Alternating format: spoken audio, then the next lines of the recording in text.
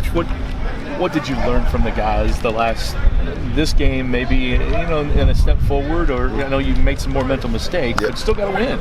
Oh, yeah, still got to win, no doubt, and that's what, going against the number 4th ranked team in the country in offense, the first 70 plays we gave up 21 points, and that's usually a game, So I thought the guys competed really, really hard early on, and then I think, as the game continued to progress, playing 102 snaps, we kind of got a little tired. And that's when our depth, no doubt, showed up a little bit. And I just think that our guys have to understand, when you get up like that, you got to do a great job of finding a way to win as opposed to trying not to lose. And that's one thing that I saw. The guys were not competing for balls, thinking, they may get beat on double moves and things of that nature. Where, early on they were competing and making some really nice plays. We were trying not to lose as opposed to winning the football game. You ever had 102 snaps against you? No, never have.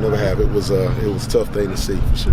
I was going to say, more than anything, mentally and physically, doesn't it? Where once you get to that point? Yeah, once you get to that point. And that's one thing we try to do in fall camp. We've had multiple scrimmages where we've scrimmage 130, 140 snaps, but not, a couple of kids may not get over that 100 when they may get 70 or so. But that was that's a mentally drained deal that you're dealing with when you're going 102 snaps, and that's on top of special teams plays, where a lot of our guys play with special teams too. So we got a little mentally worn down. What do you see with Clemson? And it's kind of the same guys that they've had, or the same system, but what do you see with their offense? Well, they're defending national championships for a reason, and when you have a quarterback that's NFL talent, they can throw the football and all over the field, make all the throws, and now they're using him with his legs, and now he's a lot more potent. So those guys are doing a great job continually over there. Offensive line has done outstanding. The receivers are just, some real freaks. They really are. And they do a good job of just getting the ball in their vicinity and letting them make a play. And then you look at the running back. He's a beast as well, man. To be able to stop him and stop the passing game is a real big challenge for us this week. Is he the best? One of the best you'll see? Hands down, easy. He's explosive as well as powerful and real shifty. So he's probably one of the best back we will see this year. You mentioned the receivers. Obviously, Sage gave you guys a little bit of problems yesterday. It didn't. I don't know. Maybe you see it differently. It didn't look like the corners were specifically out of place a lot. Just Sage was just kind of this big guy like that. Yeah, man. He's a 6'3", 6'4" kid that will be an NFL draft pick.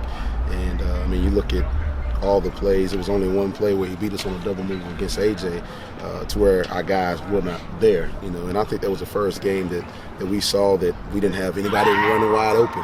So that was a big positive to be able to see. But yeah, the guys were right there, man, and those guys just made some plays. Isn't Higgins similar? He's 6'4", yes. 220. Yeah, Higgins is no doubt similar, but I think Higgins is a little bit faster. Okay. Does that make him a little more dangerous? Oh, yes, indeed. Yes, indeed. That's why they're number 3 team or number 2 team in the country for sure. Bryan, without Dorian for a half, how does that obviously change things? And I guess CJ, because Dorian's kind of the quarterback out there, right? Yes, that's right. We got, you got TJ that's backing Dorian up there to see some time, as well as we could possibly move CJ over there because he's a quarterback of the defense as well. He knows like the back of his hand too, and he's a very, very sharp and high IQ kid. And then we could possibly end up putting 7 in there, Monty Montgomery, and letting him see some playing time at that will when we move CJ to Mike. You look at film the last 2 weeks. On the positive side and negative side, what are some of the things that you find the most about this group? Well, I think one thing what we did this last game was cut out some of our MAs, and that was a positive to see, especially like I said, those first 70 plays, you give up 21 points against a team that's averaging, over 30-something points a game, and that's normally a game. When you're doing that, that's a big positive. But then of course being able to finish the game, and I told the guys earlier today that when you're going against a team and you're up 21, no matter if it's 14 against Boston College or 21 against the Deacons, you got to find a way to finish games and finish the right way. And I think right now we're just not as mature to understand how to finish, and hopefully we'll get that way sometime this year. You mentioned obviously the size of the receivers, and obviously the corners were in the right spot. Is there a step that they need to take to be able to kind of stop plays, or it's just that physical being that? Yeah, I think one of the plays with CJ in the red zone, that was technique. He was too far on top of the guy, But I think just the other times, man, they was just those those guys just make plays. And sometimes, like I tell them, they're on scholarship just like you guys are, and they're going to make plays, and then you just got to live with it and play the next play. So, but a little bit of both. Bryan, I know you continue to talk about depth, and it's not there, but on the front, Zach Edwards played some the other night. That has to help when you get another body in there. That's really good to get him some reps in that type of atmosphere, in that type of game. Is really key for us moving forward. We're hoping to redshirt the kid. He's very, very talented. And if you can redshirt him, you have him for the next 4. Watch out, because he's going to be something special. Up front, I know you guys got a little more pressure Saturday than Clemson college. Clemson probably got one of the best offensive lines in the country. How important is that going to be to try to get Trevor looking some happy feet?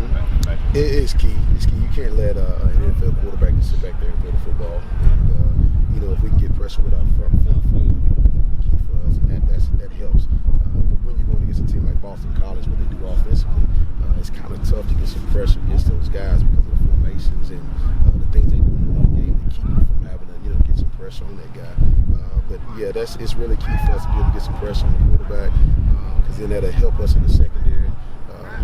Not having to always be perfect. Like that, do you fear blitzing extra guys, or do you want to just try to get it with your front four? Well, I think you just got to mix it up. You have to mix it up and not always let him know what you're doing. Because if you let him know what you're doing, you're in trouble. So you got to do a good job disguising. You got to do a good job of playing pressure. When you bring him, you got to bring him. You can't just sit back there and wait and tiptoe within the line of scrimmage. Thinking you're going to get pressure. But with this guy, he's going to get that ball out of the way because he has a defense. Bryan, Gus Sear made a couple big plays for you. What's his progression mean to that group? Really, really key. I see us come a long way from spring ball, and with him getting that interception, getting a fumble recovery, as well as getting some sacks this year. I think with his athletic ability, the sky's the limit for him. If he just continue to settle the game, continue to get bigger, faster, stronger, he's going to help us, in the next couple of years for sure. Really, really big. All right, go. Thank you, guys. Thanks, man.